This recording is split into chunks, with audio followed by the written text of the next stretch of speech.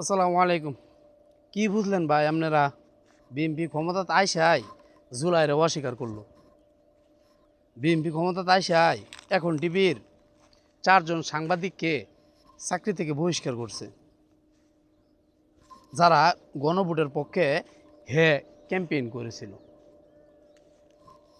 যে শহীদ আবু সাঈদ হত্যার বাদী আছেন তাকে চাকরি থেকে অব্যাহতি দিছে। কারণ বাজারে চাঁদা দেয় না দেখা দোকানপাট ভাঙ্গা শুরু করছে এই বিএনপির চাঁদাবাজ দলের সদস্যরা। বাংলাদেশের মানুষ যেই রকম তাদের শাসক তো সেই রকমই হবে, তাই না? আমরা এমন এক জাতি, আমাদেরকে তারা সারা বছর কষ্ট দিল, তাদেরকে আমরা নিমেষে ভুলে যাই। একদিন দেখবেন হাসিনাও ক্ষমতায় আসবে। এই যে হাসিনা এত এত কষ্ট দিছে, এত এত অত্যাচার করছে, হাসিনা আসবেই। মনে রাখেন বিষয়টা, মাথায় রাখেন। কারণ আমরা তো সব কিছু ভুলে যাই খুব সহজেই।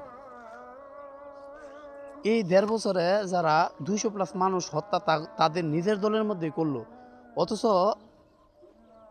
আমরা তাদেরকে দেখি নাই। আমরা কি দেখছি? নির্বাচনের আগে ৫০০ টাকার একটা কসকসা নোট আর একটা বিরিয়ানির প্যাকেট, চা পান আর সিগারেট। আর আমরা তাতেই ভুইলা গেছি আমরা চাঁদাবাজের ক্ষমতা দিয়ে দিছি। বিষয়টা বিরাট ইন্টারেস্টিং না? আজকে কি আর বলবো,